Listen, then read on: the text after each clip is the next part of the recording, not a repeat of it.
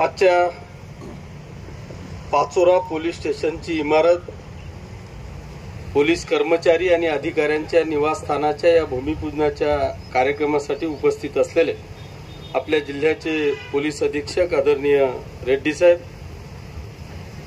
मंचावर उपस्थित असलेले शिवसेनेचे जिल्हा प्रमुख आदरणीय रावसाहेब पाटील, या विभागाच्या ॲडिशनल एसपी आदरणीय पवार मॅडम, डीवायएसपी आदरणीय चंदिले साहेब, पीआय पवार साहेब, नगरपालिकेचे नगराध्यक्ष संजयजी गोहिल, कृषी उत्पन्न बाजार समितीचे सभापती गणेश पाटील, भारतीय जनता पक्षाचे नेते तथा जिल्हा परिषदेचे सदस्य आदरणीय मधुभाऊ काटे, मंचावर उपस्थित असलेले सर्व मान्यवर, समोर उपस्थित असलेले सर्व बंधू भगिनी आणि पत्रकार मित्रांनो, मी पहिल्यांदा आपल्या सगळ्यांच्या साक्षीने या सुंदर आणि नाविन्यपूर्ण अशा वास्तूचं भूमिपूजन झालं असं या ठिकाणी जाहीर करतो। आणि बांधवांनो, मी खऱ्या अर्थाने या राज्याचे मुख्यमंत्री तथा गृहमंत्री आदरणीय देवेंद्रजी फडणवीस साहेब यांना मनापासून धन्यवाद देतो, त्यांचे आभार मानतो की त्यांनी आपल्या या पाचोरा तालुक्यासाठी, आपल्या या शहरासाठी, जनतेच्या आणि पोलीस कर्मचारी आणि अधिकाऱ्यांच्या या सेवेसाठी एक अतिशय सुंदर अशा वास्तूला जवळपास 21 करोड रुपयाचा निधी मंजूर केला। त्याबद्दल माननीय देवेंद्रजी फडणवीस साहेब आणि आपल्या युतीच्या सरकारचे सर्व मान्यवरांचे मी मनापासून आभार मानतो, त्यांना धन्यवाद देतो। बांधवांनो, ही वस्तुस्थिती आहे की मी जरी पोलीस खात्यात नोकरी केलेली असली पण एक आमदार झाल्यापासून गेल्या 2014 पासून, मग ती 1 मे असेल, 15 ऑगस्ट असेल किंवा 26 जानेवारी असेल, या वर्षातून किमान 3 वेळा या पोलीस कवायत मैदानावर, या पोलीस ग्राउंडवर येण्याची संधी या जनतेच्या आशीर्वादाने मला प्राप्त झाली। आणि त्यावेळेस या ठिकाणी येताना खरोखर दुर्दैव असं असायचं की या ग्राउंडमध्ये जर का पावसाळ्यामध्ये पाऊस पडला तर या सर्व पोलीस कर्मचाऱ्यांच्या घरात ते पाणी जाईल अशी अवस्था या सर्व पोलीस कर्मचाऱ्यांची किंवा त्या क्वार्टरची होती। मग वरून कौलांची अवस्था खराब आणि खाली ग्राउंड मधलं पाणी आपल्या घरात जाते अशी परिस्थिती या सर्व कर्मचाऱ्यांच्या निवासस्थानाची होती। आणि म्हणून 2014 पासून आपण पोलीस खात्यातून या विधानसभेचं सदस्यत्व निभावतोय। आणि म्हणून पहिलं काम काय करायचं तर या पोलिसांसाठी काहीतरी व्यवस्था करायची ही खुणगाट आपण बांधली। परंतु दुर्दैवाने आज जर का संपूर्ण महाराष्ट्राचा आपण आराखडा पाहिला तर सगळ्यात जास्त म्हणजे सगळ्यात कमी निधी हा कुठल्या विभागाला जर मिळत असेल तर मला वाटतं सगळ्यात कमी निधी हा गृह विभागाला या ठिकाणी मिळतो।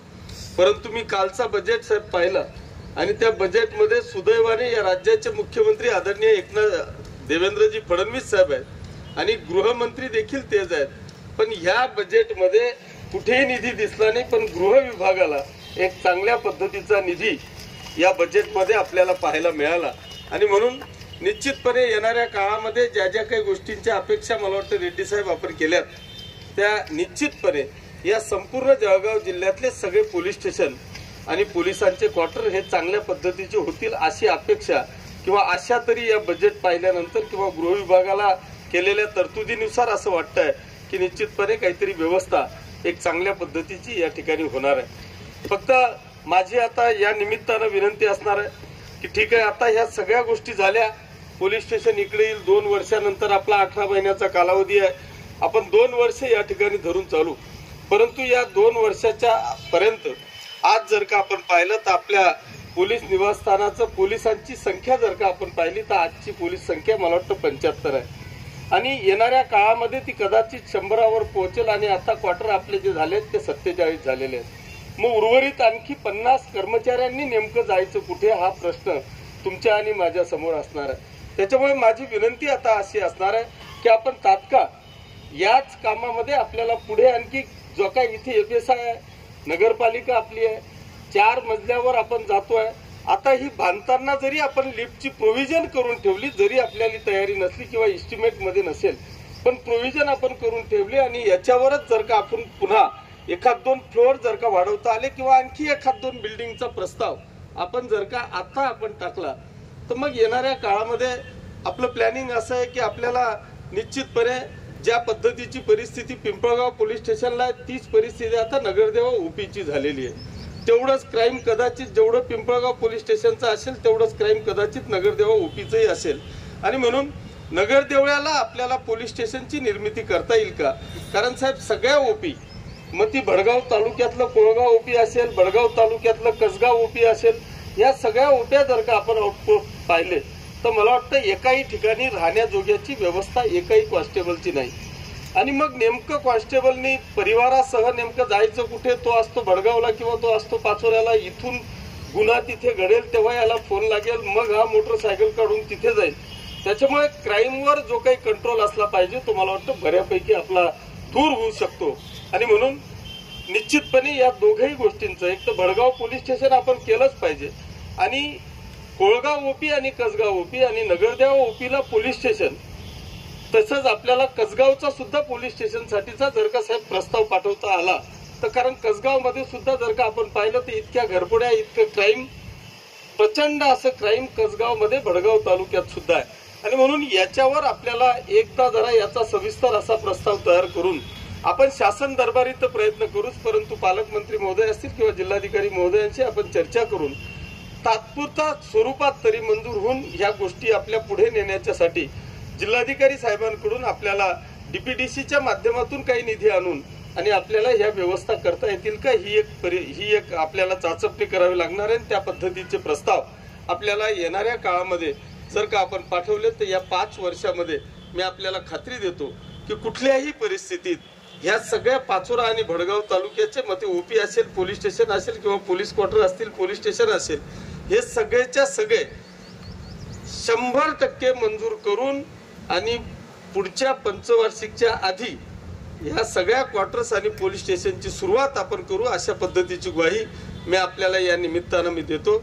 या ठिकाणी महसूल विभागाचं आपण रेस्ट हाऊस बांधलं किंवा तहसीलदार प्रांत साहेबांचे निवासस्थान आपण बांधले, परंतु आता सगळ्यात महत्वाचा जी काही परिस्थिती त्या पोलीस स्टेशन, प्रांत, तहसीलदार, तिथं भूमी अभिलेख, तिथंच आपलं रजिस्ट्रार, या सगळ्या परिस्थिती जर का तिथं पाहिली आणि एखादी अँब्युलन्स सुद्धा त्या ठिकाणी जाणार नाही अशी परिस्थिती त्या पोलीस स्टेशनच्या ठिकाणी होती। परंतु येणाऱ्या काळामध्ये आता सरकारी दवाखाना आपण जवळपास 40 करोड रुपयाचं ग्रामीण रुग्णालय, उपजिल्हा रुग्णालयाचं काम अंतिम टप्प्यामध्ये आहे। म्हणजे ग्रामीण रुग्णालय तिथून जाणार आहे, पोलीस स्टेशन आता 2 वर्षानंतर इकडे येणार आहे, आणि प्रांत कार्यालय आपल्याला काढता येईल का? आता जसं इकडे डीवायएसपीची जागा झाली, तुम्ही पोलीसवाले इतके कलाकार असतात, कलाकार म्हणजे सांगतो आपल्याला, पिंपळगाव पोलीस स्टेशनची साहेब आम्ही जागा तुम्हाला दिली, पहिले ग्रामपंचायतची जी जागा होती त्या जागेवरून तुम्हाला चांगली जागा दिली, आता तुम्ही इतके वेळा प्रस्ताव पाठवून सुद्धा तुमची जागा आमच्या नावाने करायला तुम्ही तयार नाही। माझी विनंती आहे, नाही थोडं आउटगोईंग पण ठेवा। ती जी पिंपळगाव पोलीस स्टेशनची पूर्वीची जी जागा तुमची होती तिथं आमचं बस स्टँड होतं आणि आज त्या पिंपळगावला बस स्टँड नाहीये। त्याच्यामुळे विनंती अशी आहे की ती जी जुनी तुमचं पोलीस स्टेशन होतं ती जागा जर का आपण ग्रामपंचायतच्या नावे करून दिली तर भविष्यात आम्हाला लगेच त्या ठिकाणी बस स्टॉप करणं, कारण एवढ्या मोठ्या गावात आम्ही तिथं बस स्टँड करू शकत नाही, आणि म्हणून तो एक प्रस्ताव आपल्याकडे आलेला आहे। ती जागा जर का आपण पिंपळगाव ग्रामपंचायतच्या नावे केलं तर येणाऱ्या काळात आम्हाला नागरिकांच्या सुविधेसाठी आपल्याला तिथं बस स्टँड, एक चांगल्या पद्धतीचं बस स्टँड, आपली बस स्टँडची इमारत आपल्याला त्या ठिकाणी उभी करता येईल। आणि म्हणून मी आपल्याला निश्चितपणे एसपी साहेब, रेड्डी साहेबांचं काम अतिशय तत्पर आहे। मला वाटतं आपलं ह्या जिल्ह्याचं हे भाग्य आहे की आपल्याला ज्या महत्वाच्या 2 पोस्ट आहेत, एक जिल्हाधिकारी आणि एक एसपी, हे असे मला अनुभवायला आले। मी देखील गेल्या 25 वर्षापासून राजकारणामध्ये काम करतोय, परंतु पेंडन्सी मला वाटतं 0 ठेवणारे जर कुठले अधिकारी असतील तर ते एसपी आणि कलेक्टर मला गेल्या अनेक वर्षापासून या ठिकाणी पाहायला मिळाले। मी तुमचं मनापासून अभिनंदन करतो। आणि साहेब, येणाऱ्या काळामध्ये आपल्या ज्या काही मी ह्या गोष्टी आपल्याला सांगितल्या, या सगळ्या प्रस्ताव आपल्याला तयार करून येणाऱ्या काळात लवकरात लवकर या सगळ्या कर्मचाऱ्यांच्या आणि नागरिकांच्या सुविधेसाठी आपल्याला ह्या वास्तू उभ्या करता येतील का, हा प्रयत्न आपण या ठिकाणी करावा अशी विनंती या निमित्तानं मी करतो। पुन्हा एकदा आपण आमच्या या शहरामध्ये आलात, तुमचं मनापासून स्वागत करून मी या ठिकाणी थांबत असताना एक चांगल्या पद्धतीची एजन्सी आपल्याला मिळालेली आहे, चांगला अनुभव पोलीस क्वार्टर किंवा निवासस्थान बांधण्याची, इमारती बांधण्याचा अनुभव या लोकांना आहे। आणि म्हणून मी आपल्याला देखील विनंती करेल की पिरियड जरी 18 महिन्याचा असला तरी त्याच्या आधी आपल्याला लवकरात लवकर हे हँडओव्हर करता येईल का याचा प्रयत्न आपण करून लवकरात लवकर ही इमारत आणि चांगल्या पद्धतीने, कारण ही काही खाजगी इमारत नाही, आम्ही शेवटी गृह विभागाकडे साहेब पैसा नाही म्हणून आम्ही ह्या स्टेजवर आलो होतो। मी मागच्या वेळेस तर केसरकर साहेब असतील किंवा शंभूराज देसाई साहेब असतील त्यांच्याकडे हा सगळा विषय होता आणि त्यावेळेस त्यांना विनंती केली होती की जर तुमच्याकडे पैसा नसेल तर ही टोटल जागा माझी कमर्शियल आहे, तुम्ही बीओटीवर द्या, पुढच्या फ्रंटला सगळे शॉपिंग करा आणि त्या पैशांवर आम्ही ही सगळ्या इमारती तुम्हाला सगळ्या बांधून देतो। शेवटी ह्या स्टेजवर आम्हाला यावं लागलं होतं, परंतु आज सुदैवाने ते सगळं बाजूला ठेवून आपल्याला एक चांगल्या पद्धतीचा निधी या ठिकाणी उपलब्ध झालेला आहे। त्याच्यामुळे शासनाचं करावं तेवढं कौतुक थोडं आहे, परंतु माझी आपल्याला या निमित्तानं विनंती आहे, 2 पैसे प्रत्येक कॉन्ट्रॅक्टमध्ये मिळतात, 2 पैशामध्ये 2.25 पैसे मिळतील असं गृहीत धरा, परंतु हे काम येणाऱ्या काळामध्ये, कारण शासनाचं काम आहे, याला मेंटेनन्स कोण करणार, भविष्यात इथे ती काही खाजगी इमारत नाही, त्याच्यामुळे हिचं लाईफ जास्तीत जास्त कसं टिकेल याची काळजी आपण कॉन्ट्रॅक्टर म्हणून या ठिकाणी घ्यावी अशी एक आग्रहाची विनंती करतो आणि थांबतो। धन्यवाद। जय हिंद, जय महाराष्ट्र।